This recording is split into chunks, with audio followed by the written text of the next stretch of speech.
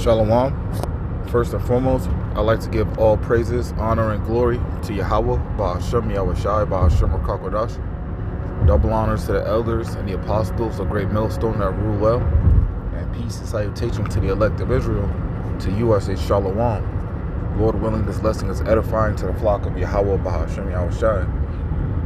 And let me just get straight to the scripture. This is Sirach, or the book of Ecclesiasticus, chapter 25 and verse 2. 3 sorts of men my soul hateth, and I am greatly offended at their life. A poor man that is proud, a rich man that is a liar, and an old adulterer that doteth.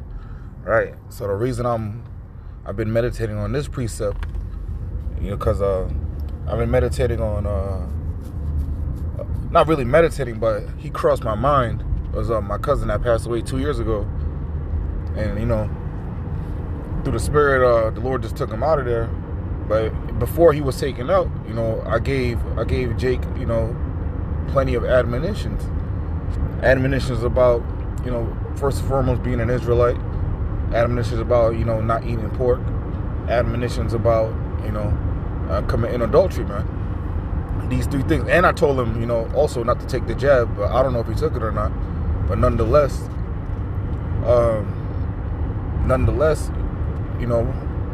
I was meditating on how he used to talk about, and brag about really committing adultery, man. Talking about he'll have this woman that, so on and so forth, but she was a married woman.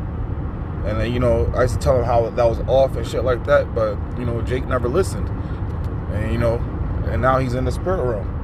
And also, I have another cousin where this is about a year ago. I was on the phone with him and another homeboy. It was a 3-way call, and I was heading home from the plantation, and I remember being stuck in traffic.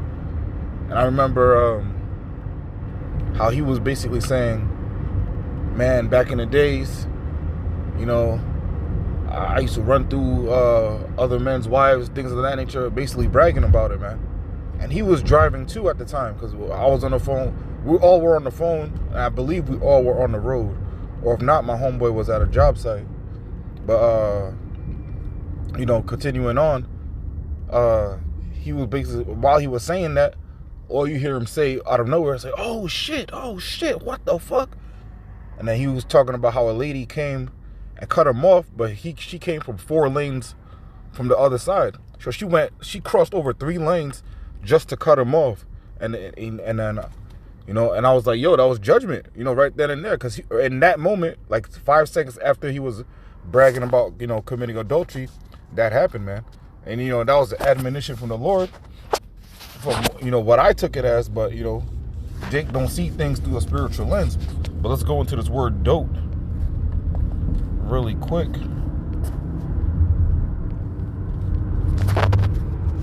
Because scripture talks about, let me go back to Sirach. Let me get the definition first.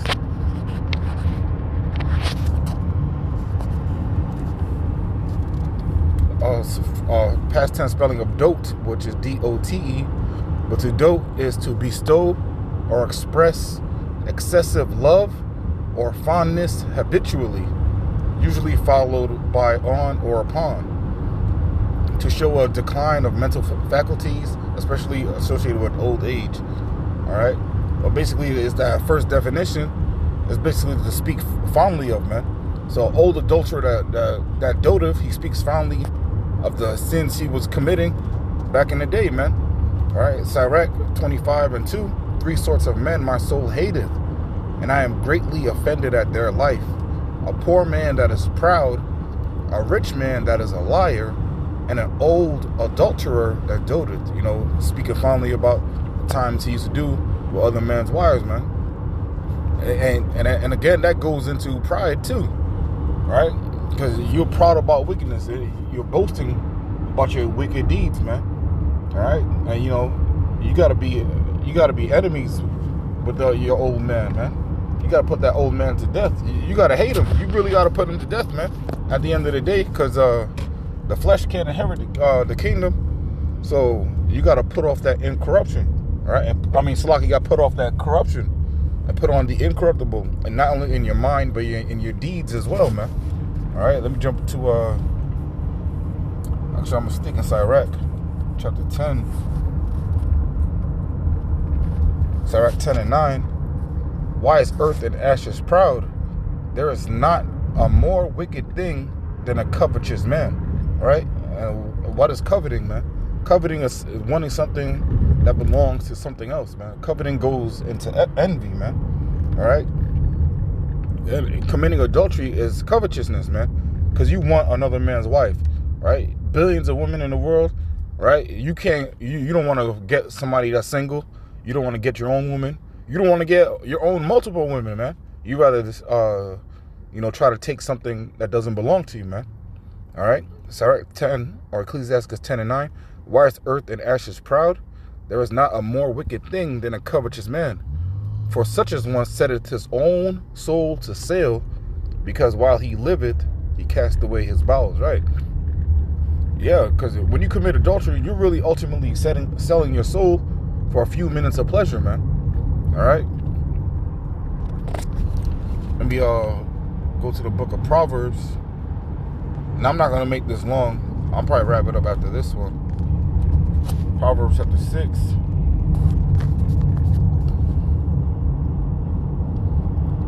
Proverbs 6. I'll start at 23.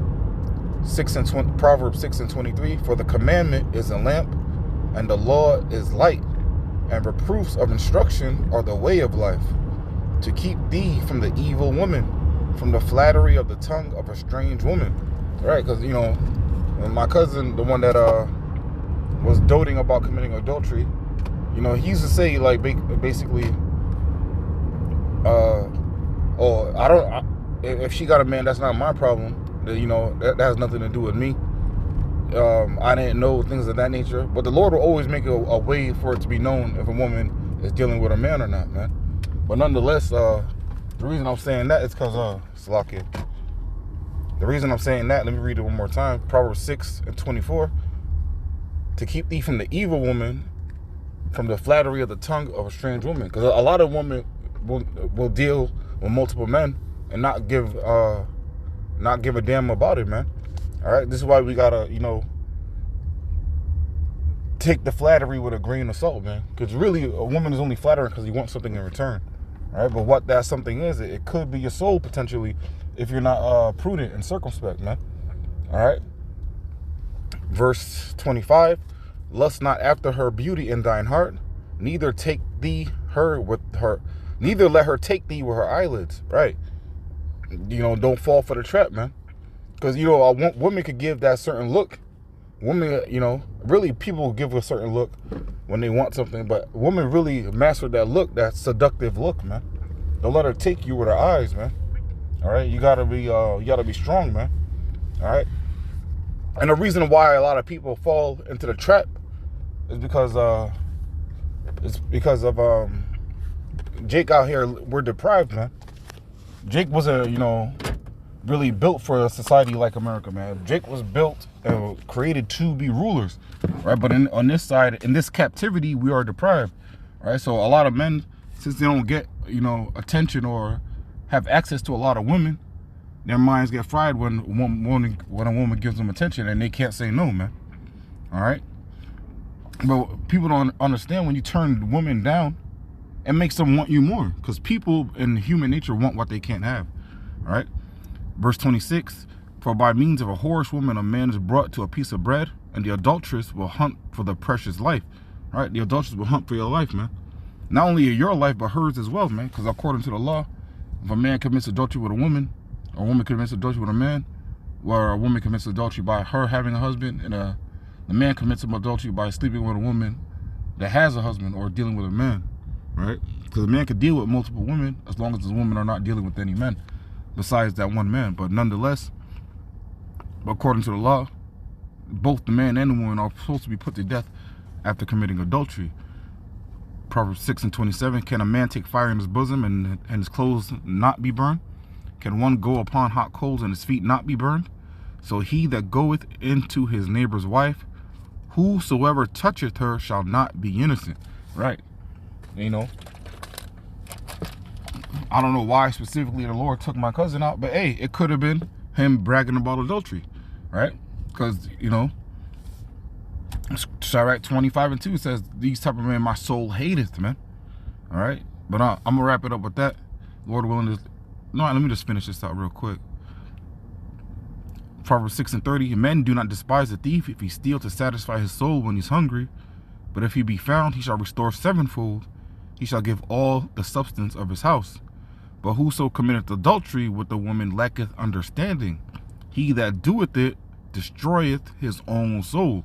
Right? This is something, this is the fruit of your actions, man. You got to eat the fruit of your actions. All right?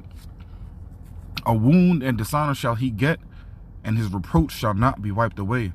For jealousy is the rage of a man, therefore he will not spare in a day of vengeance. He will not regard any ransom, neither will he rest content, though thou givest many gifts. Right? If you have a wife and she, you know, a man commits adultery with her, and she commits adultery on you, no matter what you do, no matter what you say, oh, I'm sorry, I didn't know, yada, yada, yada, take this, take that, he will never be satisfied, man. And in the back of his mind, as long as you're alive, he'll never have peace, man. All right? This is why committing adultery is a grievous sin. And this is why jealousy is the rage of man. You see so many stories about men, you know, not only killing the wife that committed adultery, but they end up killing the whole family, the children too, man. It's crazy because it's just that jealous rage, man. And what do you hear people say? I don't know what happened. I just saw red. I just went black. I just blacked out. Right? The Lord put that spirit of vengeance upon a person to commit these acts. But I'm going to wrap it up with that. Lord, when this lesson was edifying. Again, I want to give all praises, honor, and glory to Yahweh, Bahashem, Yahushai, Bahashem, Rakakodash. Double honor to the elders and the apostles, great millstone that rule well. And peace and salutations to the elect of Israel. Until next time, I want to say shalom and abad babal.